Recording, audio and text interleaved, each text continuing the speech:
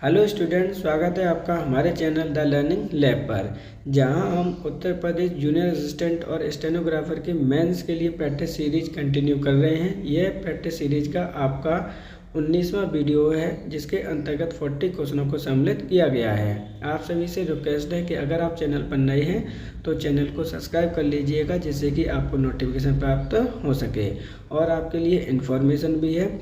ऐसे स्टूडेंट जो उत्तर प्रदेश स्पेशल की सभी स्कीम्स एक वीडियो में पढ़ना चाहते हैं तो आपका वह वीडियो आपका संडे को अवेलेबल होगा। उसके लिए बेल आइकन को प्रेस कर लीजिएगा, जिससे कि आपको ईजिली नोटिफिकेशन प्राप्त हो सके। और अगर आपको हमें कोई सजेशन देना है तो आप हमें कमेंट बॉक्स में दे सकते हैं। तो चलिए कंटिन्यू करते हैं आज का अपना पहला क्वेश्चन।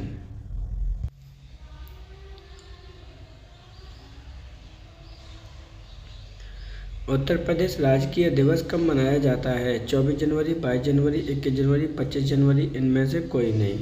तो देखिए, क्वेश्चन को ध्यान से समझना है। ये यूपी SSS से कई बार क्वेश्चन पूछ चुकी है। उत्तर प्रदेश राजकीय दिवस कब मनाया जाता है? प्रत्येक वर्ष। सही आंसर है ऑप्शन नंबर 1, प्रत्येक 24 जनवरी को उत्तर प्रदेश राजकीय दिवस मनाया जाता है। अब इसकी शुरुआत कब से हुई है और क्यों मनाया जाता है वो भी देख लीजिए। क्योंकि 24 जनवरी को ही आपके जो उत्तर प्रदेश है उसका नाम उत्तर प्रदेश पड़ा था। 24 जनवरी 1950 को, जो वर्तमान में उत्तर प्रदेश का जो नाम है। शुरुआत कब से की गई है इसे मनाने की, इस दिवस को मनाने की? तो ध्यान रखिएगा, 2018 से इसकी शुरुआत की गई है। ये किसके द्वारा की गई है? तो योगी जी के द्वारा इसकी शुरुआत की गई है। सही आंसर है ऑप्शन नंबर आपका 1, 24 जनवरी। उत्तर प्रदेश सरकार के द्वारा महिला हेल्पलाइन नंबर 1090 कब प्रारंभ किया? 12 दिसंबर 2012, 15 नवंबर 2012, 16 नवंबर 2013, 20 नवंबर 2014, उनमें से कोई नहीं। तो देखिए, यहाँ पे डायरेक्टली क्वेश्चन पूछा गया है कि उत्तर प्रदेश सरकार के द्वारा महिला हेल्पलाइन नंबर 1090 कब प्रारंभ किया है? सही आंसर है ऑप्शन नंबर आपका 2, 15 नवंबर 2022 को ये प्रारंभ किया गया था। ये किसके द्वारा प्रारंभ किया गया था? इम्पोर्टेंट है, ध्यान रखना है। ये समाजवादी सरकार के द्वारा इसे प्रारंभ किया गया था। यानी उस समय आपके कौन मुख्यमंत्री थे? तो ध्यान रखिएगा, अखिलेश यादव उस समय के मुख्यमंत्री थे, जिनके द्वारा ये स्कीम प्रारंभ की गई थी। अच्छी स्कीम है, उत्तर प्रदेश सरकार के द्वारा चलाई गई थी। इसमें महिलाओं की आपकी हेल्प की जा रही थी, जिसके द्वारा एम्बुलेंस आपको प्रोवाइड कराई जाती है। तो सही आंसर क्या है? ऑप्शन नंबर 2, 15 नवंबर 2012 को ये महिला हेल्पलाइन नंबर 1090 प्रारंभ किया गया। उत्तर प्रदेश सरकार के द्वारा बही खाता परियोजना कब प्रारंभ करी? 1991, 1992, 1993, 1954, उनमें से कोई नहीं। तो देखिए, यहाँ पे पूछा जा रहा है कि उत्तर प्रदेश सरकार के द्वारा वही खाता परियोजना कब प्रारंभ आपकी की गई है? सही आंसर है ऑप्शन नंबर आपका 2, 1992 में इसे प्रारंभ किया गया था। अब इस योजना का उद्देश्य क्या था प्रारंभ करने का, वो भी समझ लीजिए। इसका उद्देश्य था कि जो ज़मीन है आपकी, उसके कागज़ उसके मालिक को प्रदान करना। यानी जो जिसके नाम में है उसके प्रदान करना, मालिक को प्रदान करना, नाम का अनाउंस करना कि किसके नाम में ये ज़मीन है। सही आंसर है ऑप्शन नंबर 2। सर्वाधिक अनुसूचित जनजातियों के प्रतिशत वाला जिला कौन सा है? मिर्ज़ापुर, खीरी, सोनभद्र, बिजनौर, इनमें से कोई नहीं। तो देखिए, क्वेश्चन में आपसे क्या पूछा गया है कि सर्वाधिक अनुसूचित जनजाति। जब भी यहाँ पर आपको इस तरह के क्वेश्चन मिले तो आपको देख लेना है अनुसूचित जाति वाला क्वेश्चन है कि अनुसूचित जनजाति वाला क्वेश्चन है। ध्यान रखिएगा, ये ST वाला क्वेश्चन है। क्वेश्चन में पूछा गया है कि सबसे अधिक प्रतिशत वाला जिला कौन सा है? सही आंसर है ऑप्शन नंबर आपका 3, सोनभद्र आपका अनुसूचित जनजाति प्रतिशत वाला सर्वाधिक आपका जिला है। इम्पोर्टेंट क्वेश्चन है, ध्यान रखिएगा। यहाँ से पहले भी क्वेश्चन आपके आ चुके हैं। अब हम बात कर लेते हैं अनुसूचित जनजाति के बारे में कि ऐसी जनसंख्या के बारे में कि आपके उत्तर प्रदेश में ST जनसंख्या कितने निवास करती है। तो ध्यान रखिएगा, अकॉर्डिंग टू जनगणना 2011 के अनुसार कितनी है आपकी? तो 0.57% अनुसूचित जनजाति उत्तर प्रदेश में निवास करती है। जिसमें चाहे वो जनसंख्या की बात की जाए या परसेंटेज की बात की जाए, दोनों में ही आपका जो सोनभद्र वाला जिला है वो नंबर 1 पर है। अगर हम बात करते हैं मिनिमम जनसंख्या की, ये तो क्या है आपकी मैक्सिमम हो गई, और मिनिमम की बात करते हैं कि एसटी जनसंख्या कहाँ पर निवास करती है, तो बागपत में करती है। कहाँ करती है आपकी, बागपत में करती है। ये चीज़ आपको याद रखनी है। बाई परसेंटेज ऑल्सो और बाई पॉपुलेशन। सही आंसर होगा ऑप्शन नंबर आपका 3 सोनभद्र। सबसे कम अनुसूचित जनजाति वाला जिला कौन सा है, बागपत, आजमगढ़, बरेली, मऊ, इनमें से कोई नहीं। तो सबसे कम अनुसूचित जाति वाला जो जिला है वो है आपका ऑप्शन नंबर 1 बागपत।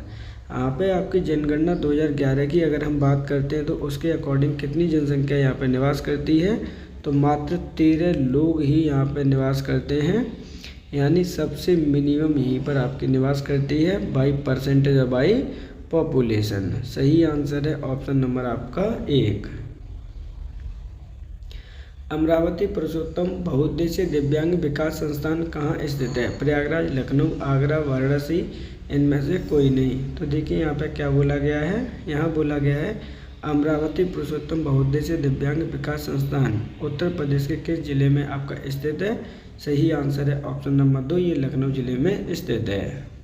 माफ़ कीजिएगा, इसका आंसर आप चेंज कर लीजिएगा, ये वाराणसी में आपका स्थित है। सही आंसर होगा ऑप्शन नंबर 4। प्रदेश सरकार द्वारा 2009 में दिव्यांगों के लिए एक विश्वविद्यालय की स्थापना की गई, चित्रकूट, प्रयागराज, कानपुर, लखनऊ, इनमें से कोई नहीं। तो देखिए यहाँ पर डायरेक्टली आपसे क्वेश्चन पूछा गया है कि आपका 2009 में एक विश्वविद्यालय की स्थापना की गई है, कहाँ पर आपकी की गई है, तो वो की गई है आपके ऑप्शन नंबर 4 लखनऊ में। इस बार फिर से क्वेश्चन देख लेते हैं कि उत्तर प्रदेश सरकार के द्वारा 2009 में आपके दिव्यांगों के लिए एक विश्वविद्यालय की स्थापना की गई है, कहाँ पर, लखनऊ में। अब अगर हम बात कर लेते हैं उस विश्वविद्यालय की, क्योंकि क्वेश्चन इम्पोर्टेंट है, हो सकता है कि यहाँ से क्वेश्चन आपका आ जाए, तो ध्यान रखिएगा। डॉक्टर शकुंतला जी के नाम पर यहाँ पर ये विश्वविद्यालय का नाम रखा गया है, doctor Shakuntala Mishra national university, ये इसका नाम है, तो वो आप नाम भी लर्न कर लीजिएगा। कहाँ पर स्थित है ये, लखनऊ में आपका स्थित है। सही आंसर है ऑप्शन नंबर 4। राज्य के प्रत्येक विधायक को अपने विधानमंडल क्षेत्र के विकास हेतु प्रतिवर्ष कितने रुपए दिए जाते हैं, 2 करोड़, 3 करोड़, 4 करोड़, 5 करोड़, इनमें से कोई नहीं। ये क्वेश्चन आपका यूपी SSSC क्वेश्चन पूछ चुकी है, और कब पूछा है, ये क्वेश्चन आपका लेटेस्ट ही पूछा है जब आपका BPO का एग्ज़ाम हुआ था 27 अप्रैल को 2025 में। तो उसमें भी इसी से कंसेप्चुअली क्वेश्चन आया था कि आपके जो प्रत्येक विधायक होता है अपने विधानमंडल क्षेत्र में कितने रुपए प्रतिवर्ष खर्च किए जा सकते हैं, करता है वो। तो सही आंसर है ऑप्शन नंबर आपका 4, 5 करोड़ रुपए उसे दिए जाते हैं। इसे हम क्या बोलते हैं, विधायक निधि बोलते हैं। क्या बोलते हैं आपका, विधायक निधि बोली जाती है। ध्यान रखिएगा, इसकी शुरुआत कब से की गई थी, तो 1993 ईस्वी से की गई है। सही आंसर है ऑप्शन नंबर 5। SC/ST अत्याचार अधिनियम कब बना, 1987, 1989, 1988, 1990, इनमें से कोई नहीं। तो देखिए यहाँ पे SC/ST अत्याचार अधिनियम की बात की जा रही है। सही आंसर है ऑप्शन नंबर 2, 1989 में। उत्तर प्रदेश में समेकित बाल विकास योजना कब प्रारंभ की गई थी, 1960, 1990, 1975, 1995, इनमें से कोई नहीं। तो देखिए समेकित बाल विकास परियोजना की बात की जा रही है, इसकी स्टार्टिंग हुई थी। सही आंसर है ऑप्शन नंबर 3, 1975 में। ये क्वेश्चन आपका ध्यान रखिएगा, यूपी SSSC भी पूछ चुकी है। कब पूछा है ये, लेखपाल में ये क्वेश्चन आपका पूछा गया था जब 2023 में आपका एग्ज़ाम हुआ था। ध्यान रखिएगा, इस योजना का जो उद्देश्य है वो क्या है आपका, तो योजना का उद्देश्य है आपका डेवलपिंग द चिल्ड्रन, यानी जो चिल्ड्रन है आपके उनके अंतर्गत इंटीग्रेटेड डेवलपमेंट करना। क्या करना, इंटीग्रेटेड यानी समेकित रूप से उनका डेवलपमेंट करना इस योजना का उद्देश्य है। स्टार्टिंग हुई थी 1975 में। सही आंसर है ऑप्शन नंबर 3। सबरी संकल्प योजना किसके लिए जानी जाती है, यानी जानी जाती है, ये हम देख लीजिए। बच्चों के लिए, वृद्धों के लिए, सन्यासियों के लिए, महिला एवं बच्चों के लिए, इनमें से कोई नहीं। तो देखिए इम्पोर्टेंट क्वेश्चन है आपका, सबरी संकल्प योजना की जो स्टार्टिंग की गई है वो किसके लिए चलाई गई है, इसका उद्देश्य क्या है, इस क्वेश्चन में आपसे पूछा गया है। सही आंसर होगा ऑप्शन नंबर 4, महिला एवं बच्चों के लिए जानी जाती है। अब हम इसकी बात कर लेते हैं कि इसका प्रारंभ कब किया गया था, उद्देश्य क्या है। तो इसको प्रारंभ किया गया है आपका 23 अक्टूबर 2017 को। ये चीज़ भी आपको याद रखनी है, ध्यान रखिएगा। उद्देश्य क्या था, तो इसका उद्देश्य जो आपकी महिलाएं हैं प्लस आपके जो बच्चे हैं उनको फ्री करना है। किससे फ्री करना है, कुपोषण से फ्री करना इसका उद्देश्य है। ये चीज़ आप याद रखेंगे। सही आंसर है ऑप्शन नंबर 4। प्रदेश में मुख्यमंत्री ग्रामोद्योग योजना रोजगार योजना कब प्रारंभ की गई, 2016, 2018, 2017, 2019, इनमें से कोई नहीं। तो उत्तर प्रदेश सरकार के द्वारा मुख्यमंत्री ग्रामोद्योग योजना प्रारंभ कब की गई है, सही आंसर है ऑप्शन नंबर आपका 2, 2018 में ये प्रारंभ की गई थी। उद्देश्य क्या था, तो उद्देश्य है आपका रोजगार प्रदान करना। आपके लिए इम्पोर्टेंट नोटिस आप समझ लीजिए, इन्फॉर्मेशन है। ऐसे बच्चे जो आपके जूनियर असिस्टेंट की तैयारी कर रहे हैं और उत्तर प्रदेश की स्कीम्स पढ़ना चाहते हैं, जो उत्तर प्रदेश सरकार की स्कीम है आपकी, कहाँ से कहाँ तक की स्कीम है वो भी मैं आपको एक्सप्लेन कर दे रहा हूँ, देख लीजिए। जितनी भी आपकी स्कीम स्टार्ट हुई है 1947 से लेकर 2025 तक की, वो सभी का आपका एक सिंगल वीडियो आने वाला है संडे को। तो अगर आप देखना चाहते हैं तो बेल आइकन को प्रेस कर लीजिएगा, जिससे कि आपको नोटिफिकेशन आपको ईजिली प्राप्त हो सके। ये वीडियो आपकी संडे को अवेलेबल होगी चैनल पर। आगे देखते हैं अपना। प्रदेश के कितने जिलों में विकास प्राधिकरण गठित है, 51, 35, 45, 48, इनमें से कोई नहीं। तो देखिए यहाँ पे बात की जा रही है कि उत्तर प्रदेश के कितने जिलों में विकास प्राधिकरण गठित है। सही आंसर है ऑप्शन नंबर आपका 5, इनमें से कोई नहीं, क्योंकि आपके 28 जिलों में आपका विकास प्राधिकरण गठित है उत्तर प्रदेश के जिलों में। अगर हम बात करते हैं टोटल जिलों की उत्तर प्रदेश में कितने हैं, तो ध्यान रखिएगा 76 है। सही आंसर है option number 5। National institute of social study कहाँ स्थित है, कानपुर, लखनऊ, नोएडा, प्रयागराज, इनमें से कोई नहीं।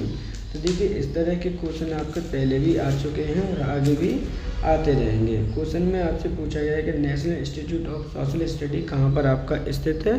सही आंसर होगा ऑप्शन नंबर आपका 2, ये लखनऊ में आपका स्थित है। National institute of social study कहाँ पर है आपका, लखनऊ में स्थित है। इम्पोर्टेंट क्वेश्चन है आपका, पहले भी कई बार ये पूछा जा चुका है, ध्यान रखिएगा। लखनऊ आपकी क्या है, राजधानी है उत्तर प्रदेश की। कब बनी थी, तो ये बनी है आपकी पूर्ण रूप से 1936 में। सही आंसर है ऑप्शन नंबर 2।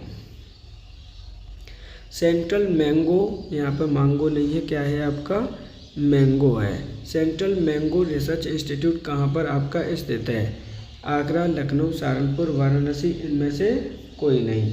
तो देखिए यहाँ पे ये क्वेश्चन भी पहले कई बार पूछा जा चुका है कि सेंट्रल मैंगो रिसर्च इंस्टीट्यूट आपका कहाँ पर स्थित है। तो ये सारी चीज़ें आपको मिलती हैं लखनऊ में, क्योंकि लखनऊ ही आपकी उत्तर प्रदेश की क्या है, आपकी राजधानी है। सही आंसर होगा ऑप्शन नंबर 2।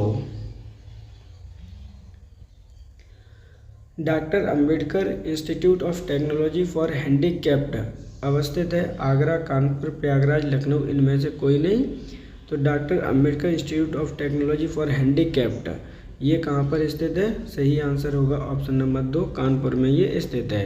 यानी जो आपके विकलांग लोग होते हैं उनके लिए है आपका ये। सही आंसर क्या है, ऑप्शन नंबर 2। भारतीय चमड़ा रंगाई व जूता संस्थान कहाँ स्थित है, आगरा, उन्नाव, कानपुर, गाजियाबाद, इनमें से कोई नहीं। तो भारतीय चमड़ा रंगाई जूता संस्थान आपका कहाँ पर स्थित है, ये स्थित है आपके कानपुर में। सही आंसर होगा ऑप्शन नंबर आपका 3। केंद्रीय बकरी अनुसंधान संस्थान कहाँ स्थित है, मथुरा, अलीगढ़, बरेली, झांसी, इनमें से कोई नहीं। तो केंद्रीय बकरी अनुसंधान संस्थान स्थित है आपके मथुरा में। सही आंसर है ऑप्शन नंबर 1। हो सकता है कि मथुरा के नाम पर आपकी मखदूम भी आपसे बोल दिया जाए कि मखदूम में आपका क्या स्थित है, तो इस जगह का भी नाम आपको लर्न करना है। सही आंसर है ऑप्शन नंबर 1। दीनदयाल हस्तकला संकुल व्यापार सुविधा केंद्र कहाँ पर स्थित है? आगरा, कानपुर, वाराणसी, गोरखपुर, इनमें से कोई नहीं। तो देखिए यहाँ पे दीनदयाल जी के बारे में पूछी जा रही है, दीनदयाल जो संकुल व्यापार सुविधा केंद्र है उसके बारे में पूछा जा रहा है कि ये कहाँ स्थित है। सही आंसर है ऑप्शन नंबर 3, ये आपका वाराणसी में स्थित है। भारतीय शाक भाजी अनुसंधान संस्थान कहाँ स्थित है? कानपुर, वाराणसी, नई दिल्ली, प्रयागराज, इनमें से कोई नहीं। ये आपका स्थित है। सही आंसर होगा ऑप्शन नंबर 2, वाराणसी में। निम्नलिखित में से कौन सी पुस्तक सुधा मूर्ति जी के द्वारा लिखी गई है? वेलकम टू पैराडाइज, जीवा an accidental super hero, 11 rules of my life, the circle of life, या इनमें से कोई नहीं। तो देखिए इम्पोर्टेंट पुस्तक है ये, पहले भी आपके यूपी SSSC 2 से 3 जो एग्ज़ाम हुए हैं उसमें पूछ चुकी है। यहाँ पर क्या है कि इनमें से पूछा गया है कि कौन सी पुस्तक है जो सुधा मूर्ति जी के द्वारा लिखी गई है। सही आंसर है option number 4, the circle of life पुस्तक लिखी गई है सुधा मूर्ति जी के द्वारा। जबकि अदर भी देख लीजिए, वेलकम टू पैराडाइज किसके द्वारा लिखी गई है? Zeba an accidental super hero किसके द्वारा लिखी गई है? 11 रूल्स ऑफ लाइफ किसके द्वारा लिखी गई है? क्योंकि चारों ही पुस्तक आपकी इंपॉर्टेंट है और हो सकता है कि यहाँ से डायरेक्टली क्वेश्चन आपसे पूछे जाएँ। तो ध्यान रखिए, वेलकम टू पैराडाइज आपकी पुस्तक लिखी गई है ट्विंकल खन्ना के द्वारा। अब ये ट्विंकल खन्ना कौन है? तो ट्विंकल खन्ना आपके बॉलीवुड अभिनेता अक्षय कुमार की पत्नी है। वहीं जीवा एन एक्सीडेंटल सुपर हीरो पुस्तक लिखी गई है हुमा कुरैशी के द्वारा। ये भी आपकी एक एक्ट्रेस हैं। ये लिखी गई है हुमा कुरैशी के द्वारा, ये बॉलीवुड आपकी एक्ट्रेस हैं। ये चीज़ आपको याद रखनी है। ये क्वेश्चन आपका यूपी PCS/SC में 2023 में पूछा गया है। 11 रूल्स ऑफ लाइफ किसके द्वारा पुस्तक लिखी गई है? तो ये आपके चेतन भगत जी के द्वारा ये पुस्तक लिखी गई है। और चेतन भगत की अक्सर करके पुस्तकें एग्जाम में पूछी जाती हैं। सही आंसर है option number 4, the circle of life पुस्तक है सुधा मूर्ति जी के द्वारा लिखी गई है। शहदावा पुस्तक के लेखक कौन है? चेतन भगत, मुनव्वर राणा, नरेंद्र मोदी, खलील, इनमें से कोई नहीं। तो देखिए शहदावा पुस्तक के लेखक है ऑप्शन नंबर आपका 2, मुनव्वर राणा। अब मुनव्वर राणा इम्पोर्टेंट क्यों होंगे? क्योंकि इनका 2025 में ही क्या हो गया है, आपका निधन हो गया है और ये यूपी से बिलोंग करते हैं। सही आंसर है ऑप्शन नंबर आपका 2। राष्ट्रीय शिक्षा दिवस प्रत्येक किस तिथि को मनाया जाता है? 11 नवंबर, 12 नवंबर, 13 नवंबर, 14 नवंबर, इनमें से कोई नहीं। तो देखिए राष्ट्रीय शिक्षा दिवस की बात की जा रही है कि प्रत्येक वर्ष किस तिथि को मनाया जाता है। सही आंसर है ऑप्शन नंबर 1, 11 नवंबर को। जबकि 14 नवंबर को आपका क्या मनाया जाता है? नेशनल चिल्ड्रन डे मनाया जाता है। ये चीज़ आप याद रखेंगे। सही आंसर क्या होगा? Option number 1। विश्व आर्द्र भूमि दिवस कब मनाया जाता है? 22 मार्च, 22 अप्रैल, 22 मई, 2 फरवरी, इनमें से कोई नहीं। तो देखिए इम्पोर्टेंट क्वेश्चन है आपका, विश्व आर्द्र भूमि दिवस मनाया जाता है ऑप्शन नंबर 4, 2 फरवरी को। प्रत्येक 2 फरवरी को हम विश्व आर्द्र भूमि दिवस मनाते हैं। अब बात कर लेते हैं, देखिए एक एक करके इम्पोर्टेंट क्वेश्चन है आपके। 22 मार्च को हम क्या मनाते हैं? तो वर्ल्ड वाटर डे मनाते हैं, यानी विश्व जल दिवस मनाया जाता है। ये चीज़ आप याद रखेंगे। वहीं 22 अप्रैल को क्या मनाया जाता है? तो वर्ल्ड अर्थ डे मनाया जाता है आपका। वहीं अगर बात करते हैं 22 मई की, तो यहाँ पे मनाया जाता है वर्ल्ड बायोडाइवर्सिटी डे।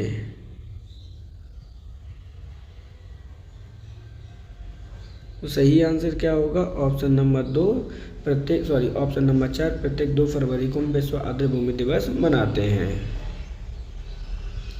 फरवरी 2025 में राष्ट्रपति के द्वारा किस राज्य में राष्ट्रपति शासन लगाने की घोषणा की गई? नागालैंड, मणिपुर, असम, मेघालय, इनमें से कोई नहीं। तो देखिए हाल ही में आपके फरवरी 2025 की बात की जा रही है। राष्ट्रपति महोदय जी के द्वारा राष्ट्रपति शासन लगाने की घोषणा की गई थी। सही आंसर है ऑप्शन नंबर 2, मणिपुर राज्य में। अब बात कर लेते हैं हम राष्ट्रपति शासन के बारे में। तो जो राष्ट्रपति शासन होता है आपका 3 प्रकार का शासन लगता है। अब कौन कौन से शासन लगते हैं और क्या क्या कंडीशन है वो भी देख लीजिए। नंबर 1 होता है आपका आपातकाल की घोषणा करना, और आपातकाल की घोषणा आप किस के वे में की जाती है, तो हो सकता है कि किसी ने हम पर आक्रमण कर दिया हो, बाहरी सेना ने आक्रमण कर दिया हो, उस केस में आप, या फिर कह सकते हैं कि कोई आंतरिक विद्रोह हो गया हो। क्या है आपका आंतरिक विद्रोह, यानी देश में ही कोई विद्रोह हो गया हो, तब भी आप क्या लगा सकते हो, राष्ट्रपति शासन लगा सकते हो। उस केस में कौन से में शासन लगता है, तो ध्यान रखिएगा आर्टिकल नंबर 252 का यूज किया जाता है। कौन सा आर्टिकल इस केस में आपका आर्टिकल नंबर 252 का प्रयोग किया जाता है। वहीं अगर हम बात करते हैं दूसरे आपातकाल, यानी क्या है राज्य में आपातकाल कब लगता है, वो भी इम्पोर्टेंट है आपका।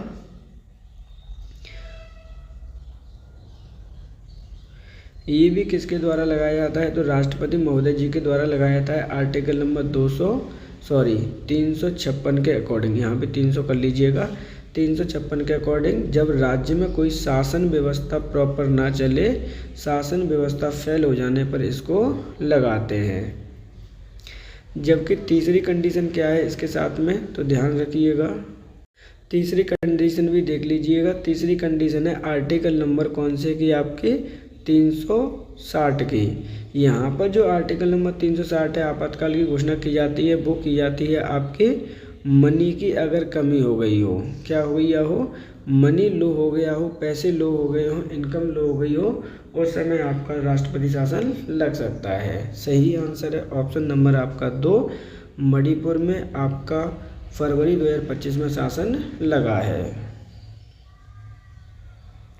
ट्रेन में एटीएम लगाने वाला भारत का पहला बैंक कौन सा है, reserve bank of India, state bank of India, bank of Maharashtra या बैंक ऑफ बड़ौदा।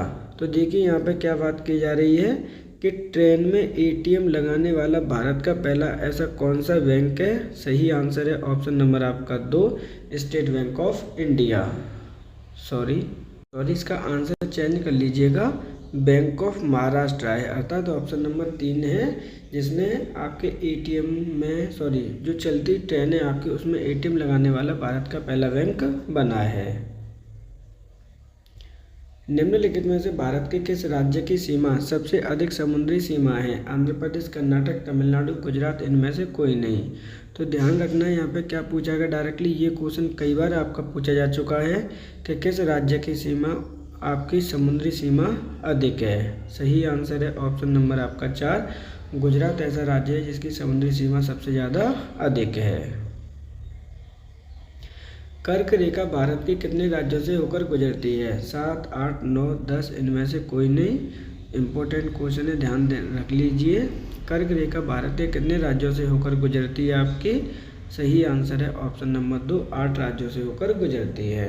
अब एक एक पॉइंट करके इसके बारे में बात करते हैं। कर्क रेखा कहाँ गुजरती है आपकी, तो नॉर्थ हेमिस्फीयर में ये आपकी गुजरती है, अर्थात उत्तरी गोलार्ध में आपकी गुजरती है। अब कितनी डिग्री पर गुजरती है वो भी समझ लीजिए, तो ये आपके 23.5 डिग्री नॉर्थ में गुजरती है आपकी।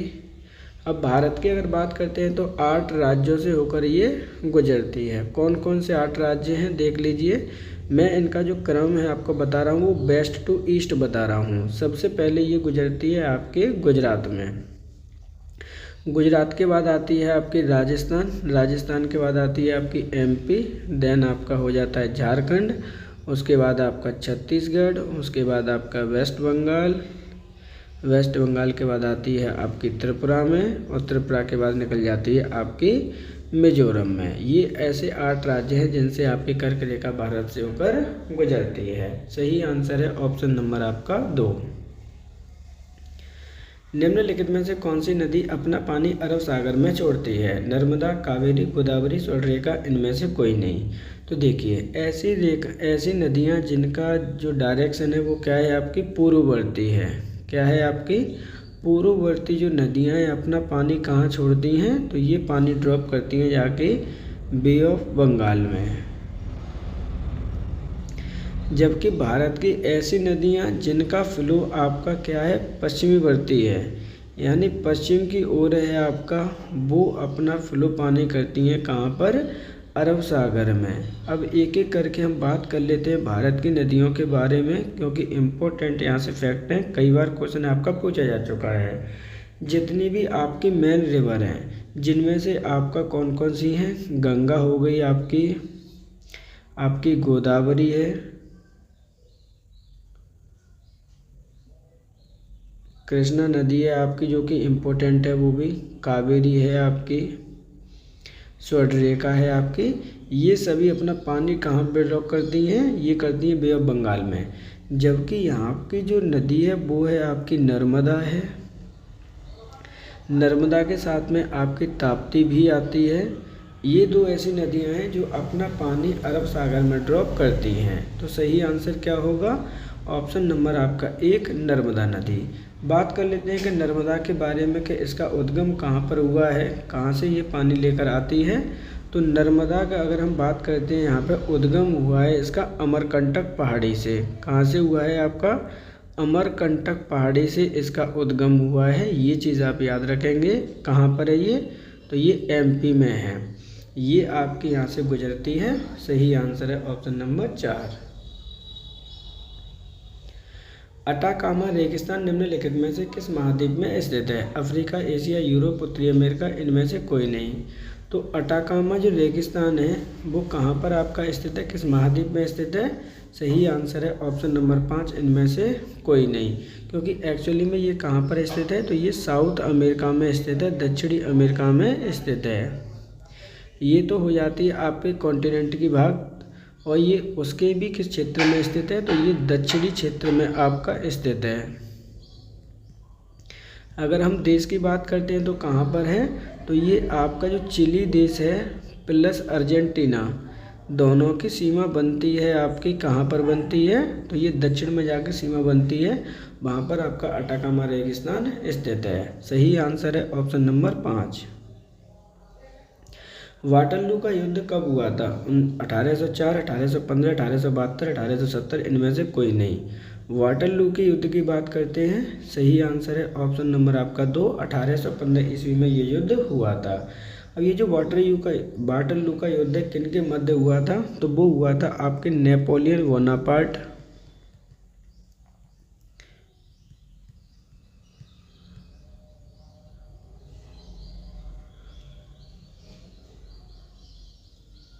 और जो आपके यूरोपियन शक्ति थी उसके मध्य ये आपका हुआ था, जिसमें आपके ये कहाँ का राजा था, तो ये था आपका फ्रांस का राजा, जिसमें इसकी क्या हुई थी, आपकी हार हुई थी। ये चीज़ आपको याद रखनी है। सही आंसर है ऑप्शन नंबर आपका 2, 1815 में नेपोलियन बोनापार्ट की हार हुई थी वाटरलू के युद्ध में।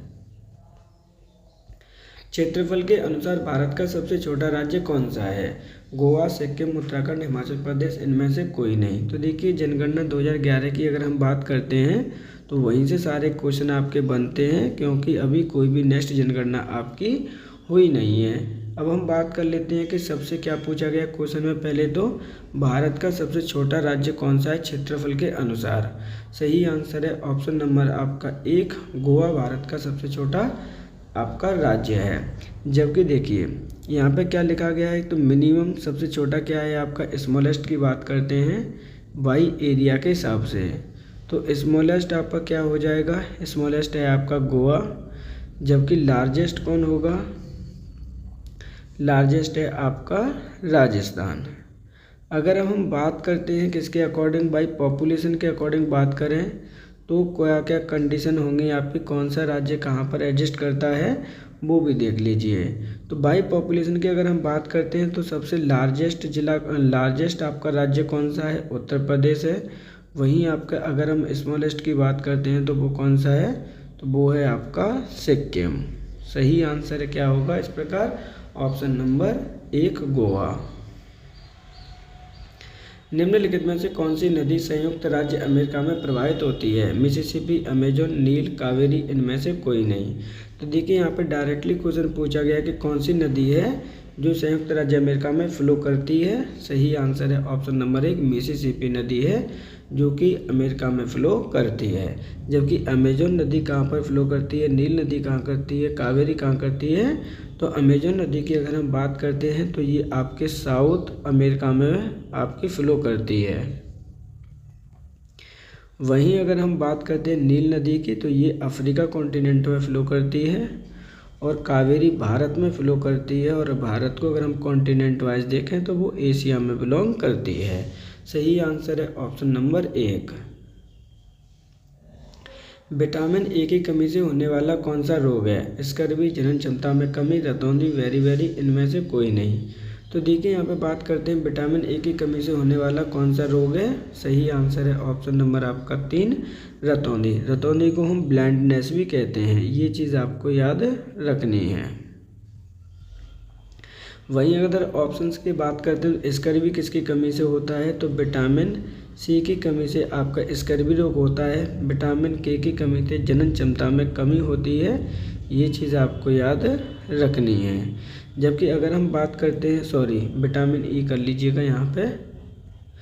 वेरी की बात करते हैं तो विटामिन बी की कमी से आपका वेरी रोग होता है। सही आंसर है इस प्रकार ऑप्शन नंबर 3। निम्नलिखित में से कौन सी अक्रिय गैस नहीं है? हीलियम, आर्गन, जीनॉन, फ्लोरीन, इनमें से कोई नहीं। तो देखिए ऐसी वे अक्रिय गैस हैं जो किसी से रिएक्ट नहीं करती हैं, किसी से रिएक्शन नहीं करती हैं, अक्रिय गैस कहलाती हैं। उन्हें हम नोवेल गैस भी कहते हैं, ये चीज़ भी आपको याद रखनी है। सही आंसर क्या है, तो ऑप्शन नंबर 4 सही है आपका। फ्लोरीन गैस आपकी अक्रिय गैस नहीं है। जबकि आपकी हीलियम 2He4 होता है आपका। आर्गन आपका कितना होता है, तो ये आपका 18 आर्गन 36 है आपका। वहीं जीनोन की बात करते हैं तो ये सभी क्या हैं, आपकी अक्रिय गैस है, नोवेल गैसेस हैं, जिनका काम क्या होता है, नो रिएक्शन, किसी के साथ में भी कोई रिएक्शन वगैरह नहीं करती हैं। इन्हें हम फ्री गैस के नाम से भी जानते हैं। सही आंसर है ऑप्शन नंबर 4। 107 डेज नामक पुस्तक किसके द्वारा लिखी गई है? नरेंद्र मोदी, कमला हैरिस, सुधा मूर्ति, हुमा कुरैशी, इनमें से कोई नहीं। तो देखिए क्वेश्चन में क्या बोला गया है, 107 डेज नामक पुस्तक किसके द्वारा लिखी गई है? सही आंसर है ऑप्शन नंबर 2, कमला हैरिस के द्वारा लिखी गई है। अब कमला हैरिस कौन है, कौन थी? तो देखिए ध्यान रखिएगा, ये आपकी उपराष्ट्रपति थी। कहाँ की उपराष्ट्रपति थी? तो लास्ट टर्म में जो आपका उपराष्ट्रपति थी आपकी USA की। लेकिन ये भारत से भी बिलोंग करती हैं, क्योंकि इनकी जो माता थी वो कहाँ से बिलोंग करती हैं? इनकी जो माता है भारत के तमिलनाडु राज्य से बिलोंग करती थी, ये चीज़ भी आप याद रखेंगे। तो यो आपकी कमला हैरिस क्या हैं, आपकी मूल भारतीय हैं, ये चीज़ आपको याद रखना है। अदर ऑप्शंस की बात कर लेते हैं, कोई क्वेश्चन वहाँ से भी बनने हैं। नरेंद्र मोदी जी की जो पुस्तक है इम्पोर्टेंट है, जो कई बार आ चुकी है, वो है आपकी परीक्षा पे चर्चा। इनके द्वारा लिखी गई पुस्तक है आपकी। सुधा मूर्ति की अगर हम बात करते हैं तो इनके लिखी गई है a circle of my life. Huma Qureshi के द्वारा पुस्तक लिखी गई है Zeba an accidental superhero. सही आंसर है ऑप्शन नंबर 3।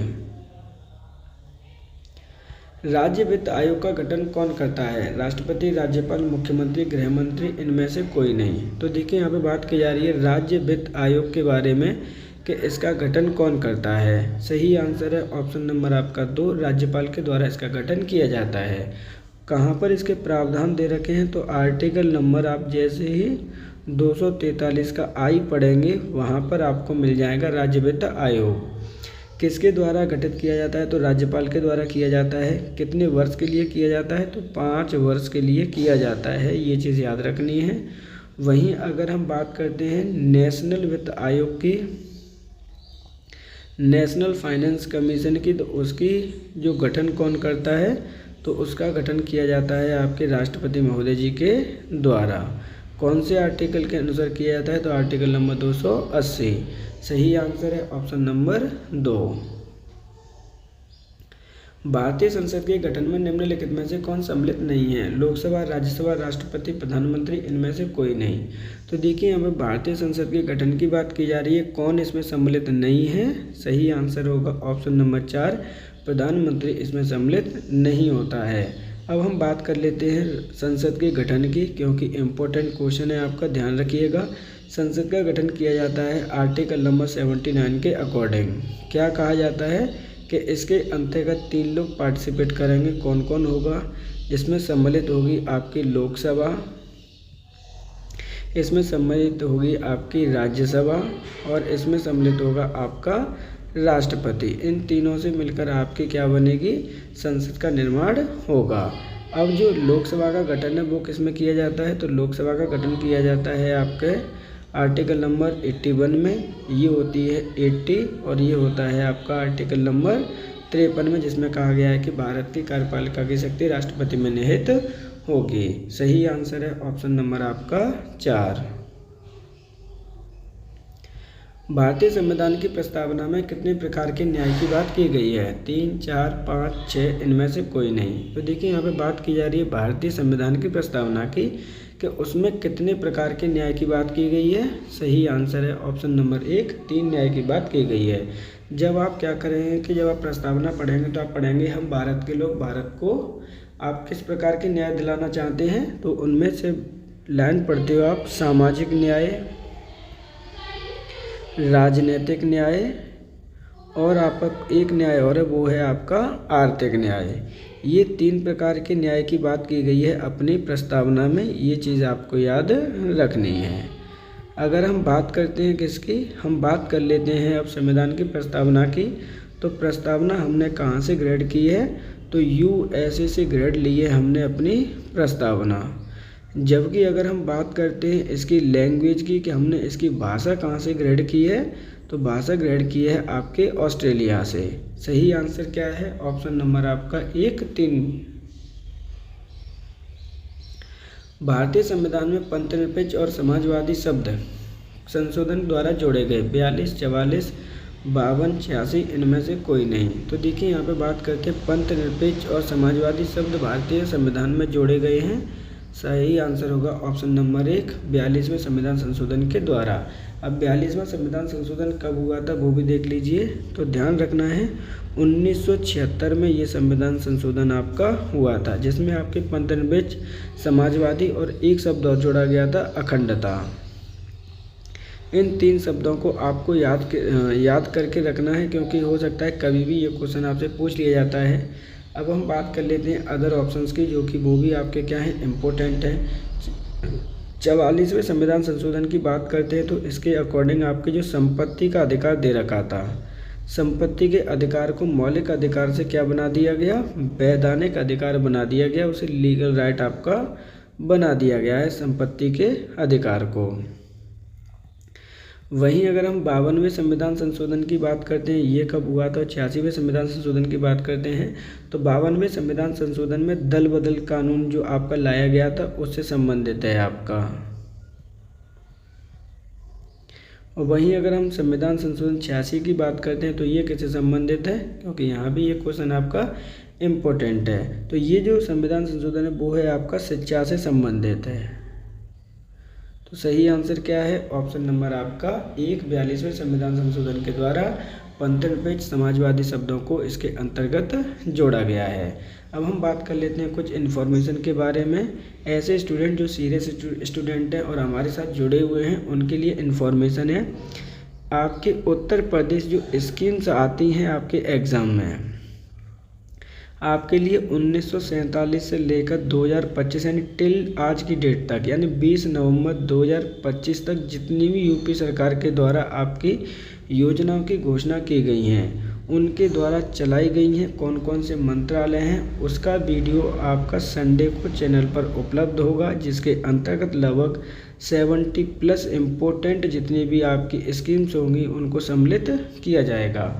उसको आपको पढ़ने के लिए कुछ नहीं करना है, सिर्फ जस्ट जाकर आपको क्या करना है, बेल आइकन को प्रेस कर लीजिए, जिससे कि समय पर आपको नोटिफिकेशन प्राप्त हो सके। आपसे रिक्वेस्ट है कि अगर आपको कंटेंट अच्छा लगता है तो बेल आइकन को प्रेस जरूर कर लीजिएगा। अगर आपको हमें कोई सजेशन देना है तो आप हमें कमेंट बॉक्स में सजेशन दे सकते हैं। आज के लिए इतना ही, धन्यवाद।